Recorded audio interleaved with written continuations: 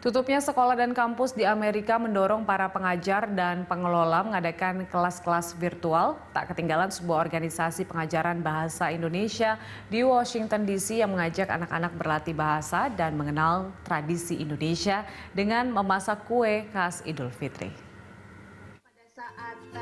Lebaran sebentar lagi. Bagi anak-anak diaspora Indonesia di Washington DC dan sekitarnya, ini saatnya belajar membuat kue khas Idul Fitri. Selama masa pandemik ini kita kan nggak mungkin ketemuan, semua belajar dari rumah, semua bikin dari rumah. Jadi gimana supaya anak-anak ini ngumpul, ngobrol sama teman-temannya dari kelas bahasa.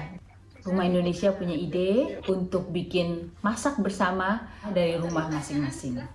Kalau mereka memberikan sesuatu untuk keluarganya, pasti lebih seru lebarannya. Secara virtual, para pengajar bahasa Indonesia dari Yayasan Rumah Indonesia memandu anak-anak membuat kastengels atau kue keju.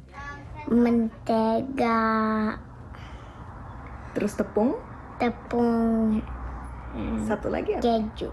Dan keju. Ini idenya bagus sekali ya anak ya. Dan resepnya sendiri sangat sederhana. Hanya menggunakan 3 ingredients. Jadi untuk anak-anak resep ini sangat cocok ya, mudah sekali dibuat dan cepat sekali prosesnya. Selagi menunggu kue mengeras di lemari es atau matang di oven, mereka juga bermain games tentang serba-serbi Indonesia. Nasi goreng telur. Rumah Indonesia merupakan organisasi yang bertujuan mengajarkan bahasa dan budaya Indonesia kepada anak-anak dan dewasa, baik dari kalangan diaspora maupun warga Amerika yang tertarik mempelajari.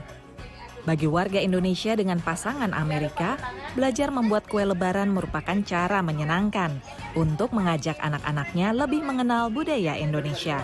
Karena dua adat berbeda, kemudian 2 agama berbeda, kemudian 2 bahasa berbeda dan 2 budaya berbeda, tantangannya besar karena saya harus membiasakan bahasa Indonesia.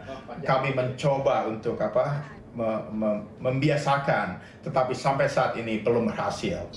Kegiatan belajar mengajar bahasa Indonesia yang biasanya berlangsung Sabtu pagi ditiadakan sejak pertengahan Maret akibat pandemi.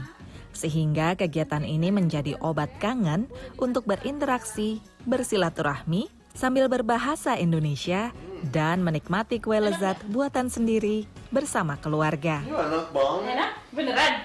Iya, serius. Dari Washington DC, Aryatna Budianto dan tim VOA mengucapkan selamat Idul Fitri, mohon maaf lahir dan batin.